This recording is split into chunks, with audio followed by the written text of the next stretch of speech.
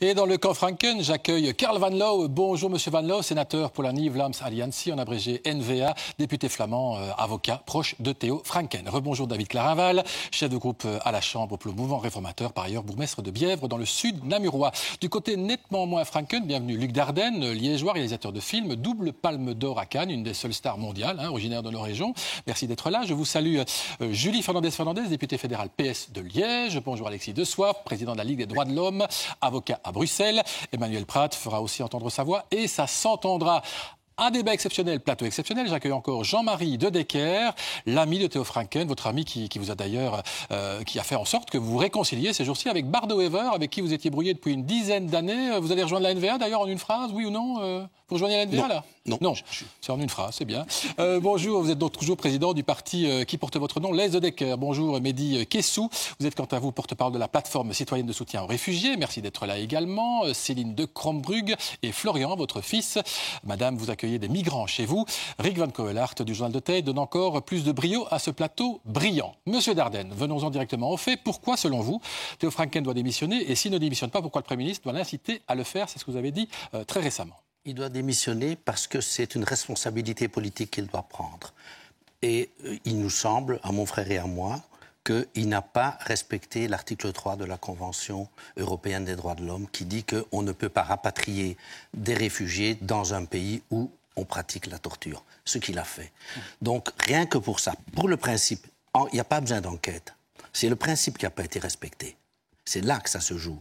Et donc, nous pensons qu'il doit démissionner, qu'il doit prendre la responsabilité politique de ne pas décrédibiliser le gouvernement ni sa fonction. Donc, il doit démissionner. Il n'y a pas besoin d'enquête? C'est vrai que ça peut être étonnant, vous disiez ça. Non, j'ai entendu Emmanuel. Il n'y a pas besoin d'enquête. On ne sait pas donc s'il y a eu torture, puisqu'il y a effectivement une enquête actuellement. Le pays est susceptible de pratiquer la torture. Ça suffit pour vous? Ça suffit, bien sûr. Comme 141 pays sur les 97 officiels. Donc oui, ça veut dire qu'on a interdit tous les rapatriements. Madame, dans si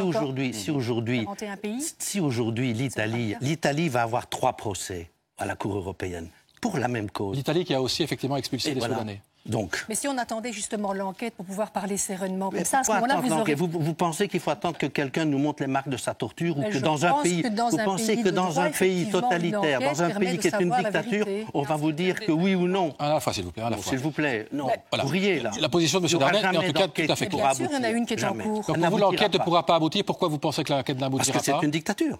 Et qu'on n'aura pas la possibilité d'envoyer des gens sur place, etc. Et d'avoir les vraies informations. OK. C'est dit. Madame Fernandez, vous avez réclamé au Parlement, il y a d'ailleurs une motion de méfiance qui va être votée ou pas, sans doute pas, bien sûr, quant au sort de M. Franken.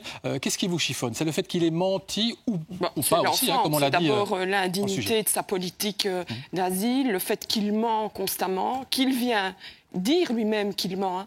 Je veux dire, on ne l'invente pas, ça. Monsieur Franken est venu dire, oui, pour dire qu'il ne voulait pas modifier sa ligne de communication et que donc, il n'avait pas modifié sa ligne de communication, que les informations qu'il avait données n'étaient pas tout à fait... Oui, enfin, il a dit, je ne modifie pas ma ligne pour ne pas donner une information aux passeurs, pour que les passeurs aient une information sur laquelle on n'expulse plus. Je termine. Oui. Donc, il a vraiment expliqué qu'il voulait que les passeurs n'aient pas une information selon laquelle la Belgique n'expulsait plus, puisque ça pourrait leur donner de mauvaises idées aux passeurs en se disant la Belgique est un pays laxiste, donc on envoie nos gens chez elle. Donc c'est un membre du gouvernement qui a menti et qui plus est a fait mentir le Premier ministre en séance plénière. Il y a une responsabilité politique qui doit être prise par le Premier ministre, sinon ce serait simplement la preuve que le Premier ministre est bien l'otage de la NVA. Alors, la NVA va répondre, monsieur... Monsieur De Soif, je vous laisse parce qu'il est malheureusement midi. Monsieur De Soif, je viens tout de suite à vous, mais monsieur Franken a déjà été largement attaqué, ce qui ne m'étonne pas, et il doit démissionner, bien sûr, monsieur Van Loo. Mais non, pas du tout. Il fait son travail. Mais parce qu'il fait son travail. Il a manifestement menti, dit madame. Il fait son travail. Il a dit lui-même qu'il avait menti. Il fait son travail. Il applique la loi. Il applique les règles internationales. Il applique les règles européennes. Il fait son travail. Il est très populaire. Et donc... vous savez que ce n'est pas seulement la Belgique qui fait des expulsions vers le Soudan. Il y a aussi, vous avez vu les chiffres, je peux vous donner aussi, le Royaume-Uni, 90 expulsions des Soudanais vers le Soudan. La France, 65. L'Allemagne, 60. Le Pays-Bas, qui continue encore à expulser des gens, 50 personnes. Même la Grèce. avec un gouvernement socialiste, un gouvernement d'extrême gauche, 10 personnes. La Belgique, en 2016, 5 personnes. Est-ce qu'on doit demander la démission de tous les gouvernements en Europe parce qu'ils font des accords, des expulsions vers le Soudan? Donc, il a appliqué la loi, il a le soutien du gouvernement. Il y a quelques-uns qui critiquent, ça c'est vrai. Voyons Gérard Deprez, pardon, on va voir sa déclaration qui dit c'est pas parce que tout le monde le fait qu'on peut le faire, c'est indigne, et il dit que les électeurs émers en ont assez et que ça lui fait peur. Même la Commission européenne a un accord avec des pays africains, inclus le Soudan, pour le soutien, pour la lutte contre le trafic humain, pour le soutien de la police, la justice. Donc la Commission européenne travaille aussi avec le Soudan. 250 millions par an au Soudan, manifestement. Ça a été révélé d'ailleurs notamment par Rick Collard ici derrière. Lui, c'est vrai, l'Europe travaille avec le Soudan pour l'instant. Et donc ceux qui disent que tout le monde le fait ont raison. On l'appelle d'ailleurs l'accord de Khartoum. Hein? Qu'est-ce qu'on fait avec le Soudan? Donc on aide le Soudan à garder ses frontières. Par les pays membres de l'Union européenne, à Valletta, à Malte, on fait un accord avec des pays africains, dont le Soudan. Les représentants du Soudan étaient à table à côté de M. Tusk, Juncker et Schulz, entre autres. Pour donc leur donner de l'argent. Et ce que vous avez révélé dans votre article, c'est que finalement, tout ça a été presque passé sous silence. La Commission ne voulait pas du tout communiquer là-dessus. Moi, je n'ai pas entendu de questions de M. Deprez, ni de lettres ouvertes. Et c'est vrai qu'il y a un problème donc on a laissé faire. Mais je n'ai rien entendu au moment où l'Europe applique quand même cette décision. Même des chefs d'État socialistes, dites-vous, ont laissé faire à ce moment-là, en laissant effectivement passer cet accord qui donnait de l'argent au Soudan et qui leur permettait donc de faire des choses. Monsieur De Soif, est-ce que c'est un raisonnement de dire tout le monde le fait, donc allons-y, faisons-le également? Non, et il faut mettre le sujet sur la table européenne pour, effectivement, et il n'y a que les ONG qui ont réagi en 2015 en disant c'est un accord de la honte avec des pays comme le Soudan, l'Europe qui paye pour faire le sale boulot à la place de l'Europe, où des dictatures, finalement, empêchent des migrants de passer. Et donc, il y a un vrai problème au niveau européen qui doit être discuté, et c'est aussi au gouvernement belge de le faire. Ici, dans le dossier en Belgique qui nous occupe, on parle beaucoup du mensonge de Theo Franken qui n'aurait pas parlé d'un rapatriement qui était prévu en janvier. Mais il y a un deuxième mensonge, un double mensonge qui est peut-être plus grave, qui est même bien plus grave, c'est le fait qu'il a induit aussi le Premier ministre en erreur qui a répondu au Parlement en disant qu'il y avait un examen article 3 pour chaque expulsion vers le Soudan. L'article 3, c'est l'article de la Convention européenne des droits de l'homme qui interdit la torture et les traitements inhumains et dégradants. Et même si le migrant ne demande pas l'asile, ça ne dispense pas l'État de faire cet examen de l'article 3. Et donc sur Facebook, le Premier ministre dit on applique cela. Voilà. Et la Cour d'appel a constaté dans un arrêt de jeudi qu'il n'y avait pas d'examen, article 3, inexistant cet examen, et donc le Premier ministre a aussi été induit en erreur sur ce point-là. Et là, c'est une faute grave parce que la Belgique est finalement complice de la violation de l'article 3. Et le risque suffit. Et c'est pour ça que M. Dardenne a raison en disant qu'il ne faut pas nécessairement attendre le résultat de l'enquête, parce que qu'est-ce que cette enquête va pouvoir démontrer? On ne va pas téléphoner à Omar El-Béchir pour savoir s'il torture ou non. C'est le chef d'État soudanais. Et donc, le risque suffit. Et ce mensonge-là, c'est une faute grave et ça met la Belgique, finalement, et l'excuse que les autres pays européens le font n'est pas une excuse. Parce qu'on ne sait pas si c'est des rapatriements forcés ou volontaires. On ne sait pas si eux ont fait l'examen article 3 ou pas. En tout cas, la Belgique ne l'a pas fait. Monsieur Claraval, vous allez réagir, mais je voulais quand même ajouter un élément au dossier. C'est vrai que Freddy Rosemont, qui dirige l'Office des étrangers, c'est lui qui est responsable d'expulser les gens, quand les Soudanais notamment, quand il doit l'être, qui doit faire cette enquête, a dit qu'une vérification sommaire était faite. Il a parlé de vérification sommaire. C'est vrai que certains ont dit, oula, vérification sommaire, on n'est pas du tout dans ce qu'on doit faire, on va le faire de façon claire. Bon, M. Claraval, est-ce que tout ça ne vous trouble pas? Est-ce que finalement, le Premier ministre qui dit, c'est vrai sur Facebook, on fait une vérification, la Cour d'appel de Bruxelles qui dit, il n'y a pas de vérification, est-ce qu'il n'y a pas un problème Franken? Non, on mélange un peu tout ici. Ah non. Si. Premièrement, l'article 3. L'article 3, il y a une enquête qui va être faite de manière indépendante et internationale, qui va démontrer s'il y a eu ou non la bonne vérification que ces personnes n'étaient pas en danger selon l'article 3. Attendons d'avoir cette enquête. Elle sera menée notamment avec les ambassades, par le CGRA, l'Office des étrangers. Le CGRA, c'est le Commissariat général aux réfugiés et apatrides, qui a déjà dit on n'ira pas sur place. C'est quand même un problème. Ils ont des contacts avec leurs homologues internationaux. Il y a également les ambassades sur place. Bon, il y aura une enquête sérieuse qui va être menée. Et le commissaire général avait averti du danger, le 26 octobre, avait envoyé une note au secrétaire d'État en disant... On reviendra après. Vous continuez. Donc, première chose, attendons d'avoir cette enquête. Moi, j'entends M. Dardel qui dit on ne veut pas savoir ce qu'il y aura dans cette enquête. Il faut le condamner d'office. Moi, je trouve ça un peu raide. Donc ça, c'est un premier élément. Deuxième élément, par rapport aux mensonges de M. Franken. Moi, j'étais au Parlement quand ces événements se sont passés. Vous aussi, Mme Fernandez. Et ce qui s'est passé, c'est que le Premier ministre a été très clair. Quand il a été interpellé au Parlement, il a clairement dit qu'il n'y aura plus de rapatriement tant que l'enquête n'aura pas été menée à son terme et à tout le moins jusque fin janvier. Donc on est. Oui, mais là, il y a un problème là. Quand Alors même, le problème, c'est que, en effet, Theo Franken on va le réécouter. était incomplet. On va réécouter ce qu'a dit M. Franken, comme ça vous allez réagir, parce que là, c'est quand même patent comme discordance entre les deux hommes. On écoute Theo Franken et puis vous répondez sur ce que vous voulez finalement. Ces insinuations qu'il n'y aura pas de rapatriement avant fin janvier, que tout est suspendu, ça n'a pas de sens. Rien n'était prévu, c'est absurde. Et donc on sait maintenant qu'il y avait des rapatriements prévus. Donc là, il dit que ce qu'a dit le Premier ministre, qui dit il n'y a pas de rapatriement, il n'y en aura pas, il dit que c'est absurde. C'est quand même extraordinaire que finalement tout ça passe. Ça se passe le jeudi. Oui, mais non, attendez, ça se passe le jeudi après-midi. Ensuite, il a été convoqué en commission le vendredi et il s'est exprimé. Il a notamment dit qu'il n'avait pas toutes les informations, que son cabinet ne lui avait pas donné toutes les informations. De ne pas avoir les informations. L'information était, excusez-moi, l'information était son cabinet. Il a voulu garder sa ligne de communication. Là, il a fait que la Belgique ne devienne pas quelqu'un qui ment peut rester en... Madame Galland aurait pu rester en place. Ce sont deux choses différentes. On ne va pas revenir sur l'affaire Galland. Madame Galland, ça, c'est les infos au sein de son cabinet. Et elle... Ici aussi. Ici, c'était... son cabinet aussi, ici. Ne jouez pas sur le... Allez-y. C'était donc incomplet quand il s'est exprimé ici. Il s'est ensuite excusé pour les propos qu'il a tenus à l'égard du Premier ministre. On a pris acte de cette excuse. Mais sur le fond, il n'y a eu aucune expulsion de programmée à partir de là. Et il n'y en aura pas tant que cette enquête n'aura pas eu lieu. Donc, ne mélangeons pas les choses. Sur le fond, le Premier ministre a imposé la ligne, le gouvernement a suivi, le Parlement a voté une motion le vendredi et tout le monde a marché comme un seul homme sur cette... Et sur le deuxième mensonge, article 3, vous dites alors, l'article 3, je vous ai répondu qu'on allait d'abord avoir l'enquête, c'est ce que j'ai dit tout à l'heure. On va d'abord laisser faire l'enquête et quand on aura cette enquête indépendante, on verra si, en effet... si la Cour d'appel dit qu'il n'y a pas eu examen pour un Soudanais qui est toujours en Belgique, il n'y a pas eu d'examen. Il y a eu des décisions de la Cour d'appel qui allaient dans... C'est la première fois que la Cour d'appel... Du côté flamand, la Cour d'appel a été plus gentille avec vous. Le contraire juste avant. Là aussi, il y a un problème communautaire. C'est vrai que les cours d'appel francophones sont plus durs que les cours d'appel flamandes.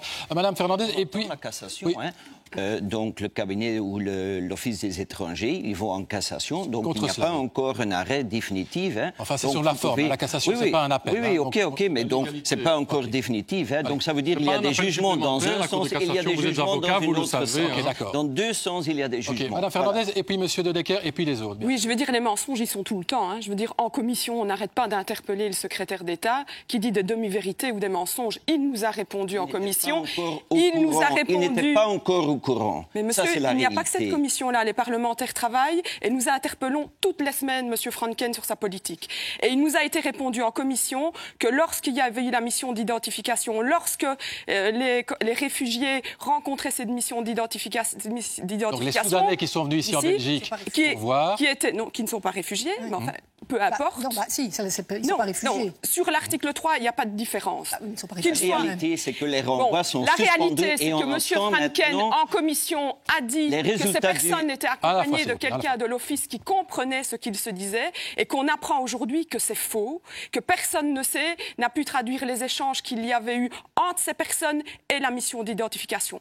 Un mensonge. Donc les agents soudanais auraient pu impressionner les gens. Évidemment. Monsieur De Decker qui attend gentiment. J'ai plutôt l'impression qu'on utilise aujourd'hui Theo Franken pour faire tomber Charles Michel. Parce qu'on oublie l'essentiel. C'est quoi l'essentiel? Les Soudanais qui viennent ici. Quand leur vie est en péril, qu'est-ce qu'ils doivent faire? Demander d'asile. Donc, quand ils ne demandent pas d'asile, leur vie n'est pas en péril. C'est pour ça que la Convention de Genève existe. Oui, d'accord, mais quand on les renvoie, on doit vérifier qu'ils ne sont pas torturés. Ils refusent la protection de la Convention de Genève. C'est ce qu'ils veulent, c'est passer par ici pour entrer en Angleterre. Ça, c'est la première chose que je veux dire. Oui. La deuxième chose, et c'est à M. Dardenne que je veux dire ça, ceux qui sont renvoyés, M. Dardenne, ils ont une brochure avec. Ils peuvent téléphoner à l'OIM, oui, l'Organisation internationale de la migration, et ne dis pas qu'ils ne peuvent pas téléphoner, parce que je vais vous donner l'exemple, et puis je finis. Ils peuvent quand même téléphoner à M. Kurt de Boeuf, qu'ils ont enfermé, mais ils n'ont pas le temps pour téléphoner à l'OIM pour donner leur protection. Alors, Kurt de Boeuf, c'est la personne... À la limite, ça devient un petit peu ridicule. C'est un jeu politique qui se fait, et c'est M. Theo Franken qui fait son boulot et qui est protégé par le gouvernement. J'explique, Kurt de Boeuf, on l'a vu dans le sujet de Nathan Squeret, c'est effectivement la personne, l'activiste pour les droits de l'homme qui a révélé qu'il y avait un problème de torture au Soudan. Mais M. Dardenne, vous êtes finalement mis en cause. Que répondez-vous à cela? Ils ont qu'à devenir réfugiés. Non, je dis ce que j'ai déjà dit, c'est que c'est au niveau du principe que ça se passe, et c'est au niveau du principe que Theo Franken a failli. Voilà, c'est ça que je dis. Mais concernant les gens qui sont rapatriés avec un petit livret, comme dit M. Dedecker, je rigole un peu, parce que vraiment... Comment imaginer que dans un pays qui est une dictature, parce que vous avez votre petit livret pour téléphoner, vous n'êtes pas torturé, on ne vous tabasse pas dans les bureaux? Il y a 140 pays dictatures dans le monde. On ne peut plus l'envoyer à Moscou, on ne peut plus l'envoyer à Kinshasa. Attendez. On a compris. C'est quand même le rédacteur en chef du journal Al-Tayar au Soudan. Il a été tabassé dans son propre bureau. On ne va pas nécessairement torturer dans les prisons, hein. C'est dans les bureaux. Ça, c'est autre chose. C'est la question de Jean-Claude Juncker aussi, et de Donald Tusk aussi. Parce que l'Europe travaille avec le Soudan. Est-ce que vous demandez ça aussi? Je ne parle que de mon gouvernement. Et j'espère, et ça grandirait notre gouvernement, ça grandirait le Premier ministre de dire, eh bien oui, effectivement, nous avons failli, nous avons transgressé un principe important de droits de l'homme. Okay. Et pour cela, nous allons au niveau européen mener un combat pour que les autres pays n'expulsent plus d'individus dans ces pays qui sont des dictatures. Chacun veut réagir. J'amène une pièce au dossier supplémentaire. Ces dernières semaines, effectivement, la Belgique a renvoyé des migrants soudanais. On a donc appris que certains d'entre eux, on vient d'entendre, ont été torturés. C'est Kurt de Boeuf qui l'a révélé. Il sera difficile de savoir. Je viens d'interroger un migrant soudanais à ce sujet. Il est depuis 4 mois à Bruxelles. Il a une vingtaine d'années. Il était auparavant photographe au Soudan. Voici un témoignage qui fait avancer le débat. Grâce aux réseaux sociaux, j'ai des contacts avec des familles soudanaises dont certains proches sont en prison. Il est impossible de prendre contact directement avec ces détenus, car ils sont torturés et maltraités par l'État soudanais. Vous craignez vous-même, si vous êtes expulsé vers le Soudan, d'avoir un mauvais traitement? Je ne veux absolument pas y retourner. Mon rêve à moi serait de rester à Bruxelles, en Belgique. J'ai peur de subir le même sort que les autres sont en train de vivre au Soudan. Au pire, je retourne en Libye, mais plus jamais au Soudan. J'ai trop peur des représailles. Avez-vous eu des contacts avec des fonctionnaires soudanais qui sont venus ici en Belgique pour interroger des candidats migrants? Je n'ai pas eu de contact directement, mais j'ai entendu dire que d'autres jeunes avaient été abordés par ces fonctionnaires. Certains réfugiés se sont même enfuis de la gare du Nord, car des policiers soudanais venaient pour essayer de se renseigner sur eux. Ça leur a fait peur, car si leur identité est connue, ils craignent vraiment des représailles. Oui, on est évidemment dans le cœur du sujet. Y a-t-il eu torture? Le numéro 1 de l'Office des étrangers, par exemple, ne croit pas aux tortures. C'est ce fameux Freddy Rosemont, il l'a dit dans Atlas News. Selon mon expérience, dit-il, les Soudanais expulsés parlent de torture pour tenter de revenir en Europe. C'est leur dernière chance d'y arriver. Autrement dit, on a l'impression qu'ils truquent les choses. En tout cas, c'est ce que dit Freddy Rosemont, de l'Office des étrangers. Ou est-ce que vous y croyez, David Claraval, à ce que dit M. Rosemont? Donc, autrement dit, il n'y aurait pas de torture. Ce serait de la poudre aux yeux parce qu'ils veulent revenir en Europe en se disant torturés. L'enquête le démontre, mais moi, je voudrais quand même dire... La Belgique a accueilli 15 000 candidats réfugiés de l'année dernière, demandeurs d'asile. Elle a également octroyé 1200 visas humanitaires. C'est 8 fois plus que quand le gouvernement d'Elio Di Rupo à l'époque. On n'entendait pas Madame... Je vous propose de parler là, on n'y arrivera pas. S'il vous plaît, vous terminez. Si ces personnes sont réellement en danger, mais qu'elles demandent l'asile. Qu'elles demandent l'asile. Ce n'est pas vrai. Qu'elles demandent l'asile et ensuite elles seront protégées. Elles auront un toit où loger. Elles seront leur donnera à manger. Elles pourront avoir un examen, un cas particulier, individuel. Ce sera une analyse approfondie de leur dossier. Ils auront des droits de recours en justice. Mais qu'ils demandent l'asile, pourquoi ne le font-ils pas? C'est ça. Allez, vous, alors, je vais répondre brièvement à ça. Vous dites, vous reprochez qu'ils ne demandent pas l'asile. Mais s'ils demandent l'asile, elles seront renvoyées en Italie sur base du règlement Dublin, parce que le règlement Dublin dit c'est le premier. Laissez-moi terminer. Laissez-moi terminer. Le règlement Dublin, s'il vous plaît. Le règlement Dublin dit c'est le premier pays d'entrée qui doit traiter la demande d'asile. L'Italie croule sous les demandes d'asile. Et donc, prenez l'engagement de ne pas utiliser la faculté du règlement Dublin et traiter une centaine de cas de Soudanais. Vous pouvez examiner leurs demandes d'asile, ne pas les renvoyer en Italie, parce qu'aujourd'hui, du coup, elles veulent aller en Angleterre. Et ça, il faudrait... Et il y a des solutions dans ce dossier. Une solution, c'est mettre sur la table de l'Europe le règlement Dublin, on va le revoir, et puis on négocie une répartition des réfugiés, plutôt que laisser l'Italie et la Grèce se noyer sous les demandes. Monsieur Van Loo là-dessus, et puis je vais dans le panel. Si on laisse faire les partis de gauche, le PS, l'écolo... Une organisation de défense des droits de l'homme, pas un parti de gauche. On va créer un Calais bis ici à Bruxelles. On a vu Calais, les situations inhumaine à Calais. S'il n'y a pas de Calais bis, c'est grâce à la plateforme citoyenne. À la fois, je vous prie. Le président socialiste Hollande, on a vu ça. J'étais à Calais aussi, et ça, je ne veux pas à Bruxelles. Pas de jungle à Bruxelles, pas un Calais bis à Bruxelles. S'il n'y a pas de Calais, c'est grâce à la plateforme citoyenne. On va s'arrêter, on va un à la fois, et je vais arriver chez madame, je vous assure. Donc, un tout petit peu de patience. Vous terminez, monsieur Van Loo, sinon, vraiment, les téléspectateurs, et c'est le but qu'on soit compréhensible, ne pourront plus suivre. Vous terminez, s'il vous plaît. On ne veut pas une politique laxiste. Theo Franken, il applique la loi, il applique les règles internationales. C'est ça qu'on veut. Mais on ne veut pas une situation qu'on a vue à Calais, des gens qui vivent dans la nature. Donc vous dites que si on laisse trop venir... Et donc le Premier ministre a déjà déclaré maintenant la politique de migration est humaine, mais sévère, ça c'est vrai, strict, ça c'est vrai. Donc vous dites si on laisse venir trop de gens, notre sécurité sociale sera en danger, etc. La politique de Maria Arena, vous vous souvenez, c'est il y a 10 ans, avec les réfugiés dans les hôtels, avec toutes les procédures, tout le temps, avec les frais pour tout le monde. Ce sont les citoyens qui... Alors là, vraiment, je vais vous dire stop, time out, parce qu'on n'y arrivera pas. Bon, donc, sur Maria Arena, rapidement une réponse là-dessus. Je veux dire, ça palliait à ce qu'aujourd'hui les citoyens font, c'est-à-dire accueillir des anges. Citoyens pour lesquels le Premier ministre n'a même pas eu une ligne de reconnaissance dans son post Facebook. On a doublé le nombre de places disponibles. On a doublé le nombre de Alors, on va justement chez madame de Crombrugge. C'est vous qui êtes effectivement la représentante des personnes, nombreux Belges, qui accueillent chez eux. Ça fait un mois que vous avez commencé, pour votre 50e anniversaire, c'est une résolution que vous avez. Vous m'avez donné votre âge, pardon de le révéler. Voilà, vous faites ça. Vous avez l'impression, effectivement, comme ça a été dit ici, de faire quelque chose que le gouvernement devrait faire en accueillant chez vous des migrants tous les soirs, à peu près une vingtaine depuis un mois? Oui, je pense que c'est pas du tout mon rôle, mais je trouve que ça apporte quelque chose d'extraordinaire au niveau humain et de rencontre. Donc c'est double. D'un côté, vous dites que ça devrait être le gouvernement, mais de l'autre, vous dites que ça m'enrichit, en tout cas intellectuellement. Ouais. Ça m'enrichit d'un côté, mais ça m'appauvrit de l'autre côté parce que ça coûte. Et quand on est femme seule avec un enfant et qu'on doit en plus assumer ce genre de choses, c'est du temps, c'est de l'énergie, c'est de l'attention. Vous trouvez qu'il devrait le faire, le gouvernement devrait le faire, quoi. C'est ça votre avis? Je pense qu'il devrait y avoir quelque chose. Je ne suis pas du tout... Monsieur Claraval dit ils n'ont qu'à demander l'asile et ils seront accueillis. Monsieur Kessou, on va passer le micro à monsieur Kessou, s'il vous plaît, madame de Crombrugge. Merci en tout cas de votre témoignage. Vous avez effectivement l'impression que c'est vous qui organisez tous ces logements de migrants. C'est une logistique absolument terrible. Que vous faites un boulot que vous ne devriez pas faire? On est effectivement des dizaines de milliers maintenant à faire l'hébergement. On fait effectivement un boulot qu'on ne devrait pas faire.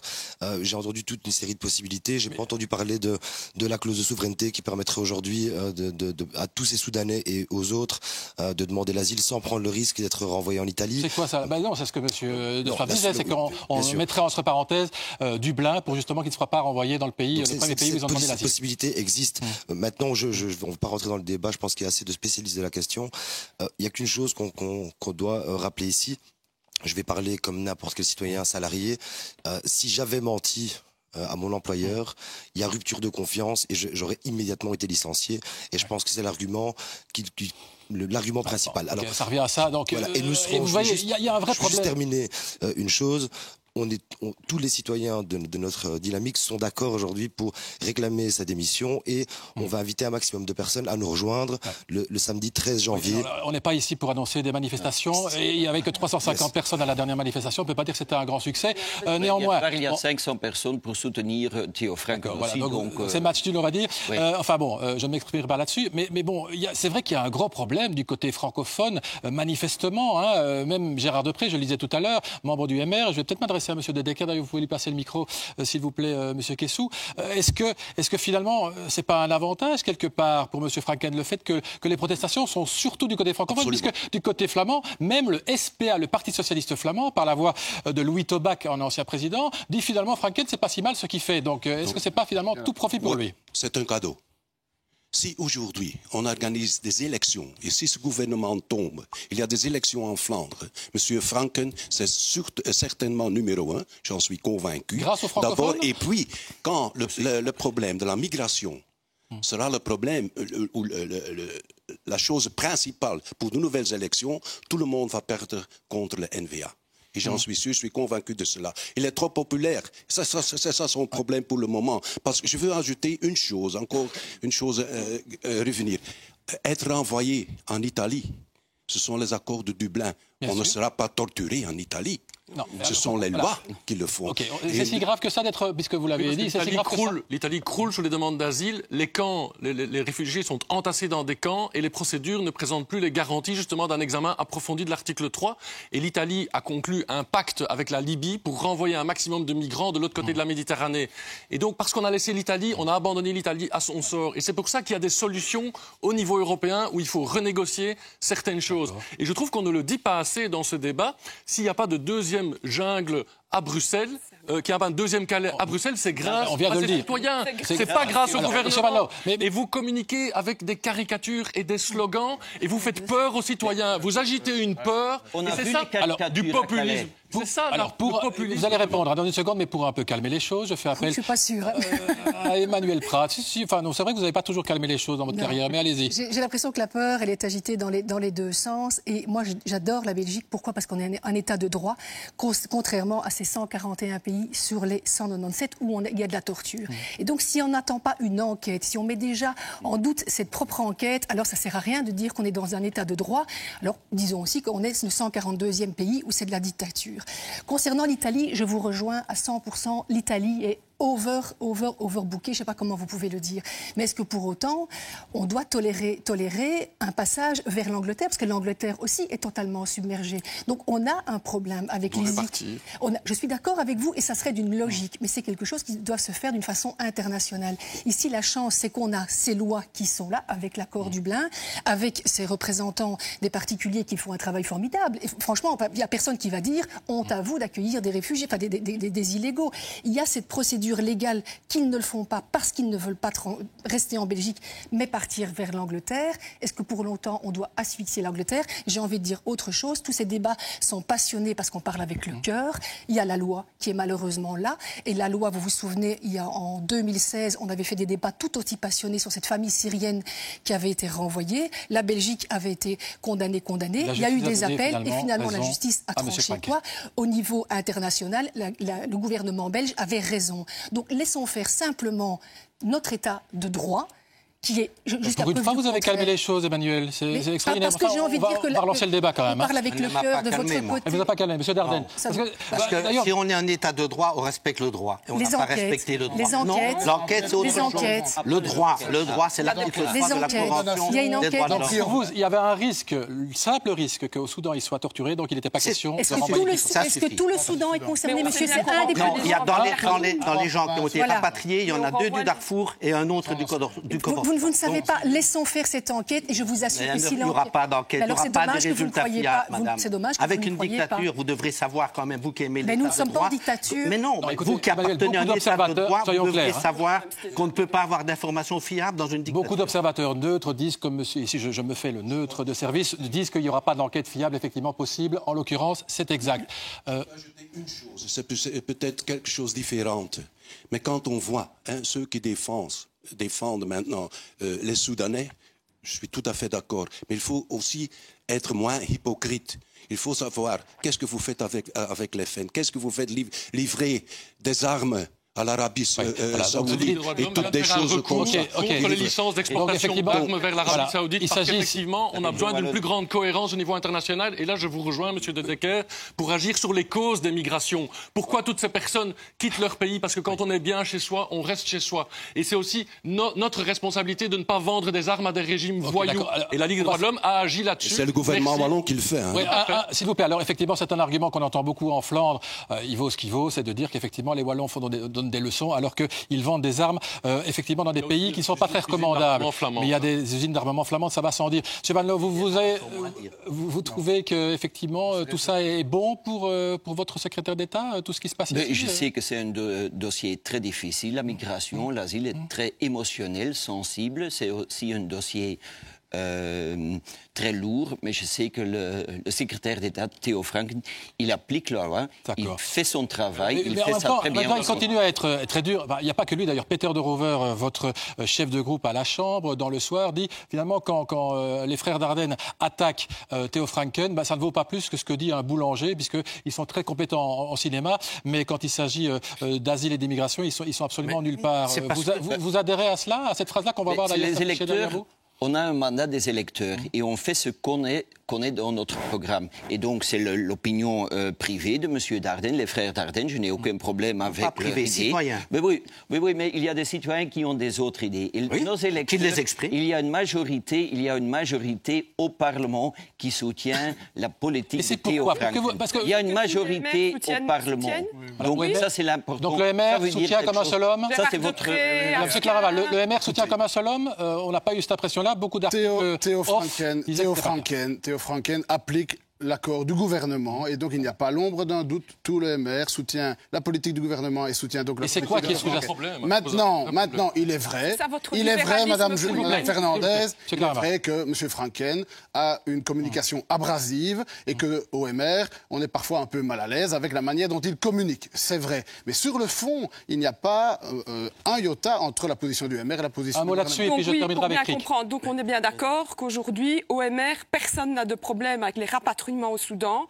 Personne n'a de problème avec la violation de l'article 3. Que les Soudanais demandent Personne n'a de problème avec les mensonges de M. Franken. Omar El-Béchir était condamné en 2009. Il était condamné en 2009.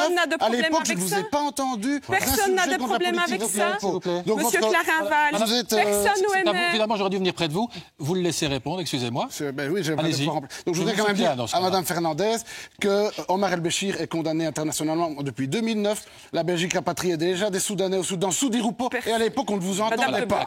Ok, parenthèse. Alors, M. Dardenne, le dernier mot. Et puis, Rick, une dernière chose sur le fait de savoir si le gouvernement est en danger. Je vous demanderai d'être concis là-dessus. Oui, je voudrais dire que ce monsieur qui dit qu'il peut demander l'avis du boulanger, c'est le même que nous. Il a raison. Je suis un citoyen comme le boulanger est un citoyen. Mais là où il se trompe, c'est que lui, il dit ça pour nous évacuer du débat. Mais si le boulanger et les cinéastes d'Ardenne sont les mêmes, c'est parce qu'ils sont citoyens. Et en tant que citoyens, nous participons à la formation de l'opinion publique. Et un gouvernement démocratique gouverne en fonction de l'opinion publique. Il n'ignore pas l'opinion publique. Et c'est pour ça que nous avons le droit de parler de politique, parce que la politique est une chose publique. Le cinéma, c'est vrai que la technique du cinéma ou la technique de la boulangerie, il peut venir nous demander un conseil. Mais pour la politique, nous avons le droit de parler. Et ce n'est pas privé ce qu'on dit, c'est un acte citoyen. Merci, et c'était très clairement dit. Alors Rick, dernière 10 secondes là-dessus. Oui, l'opinion publique, c'est pas l'opinion de M.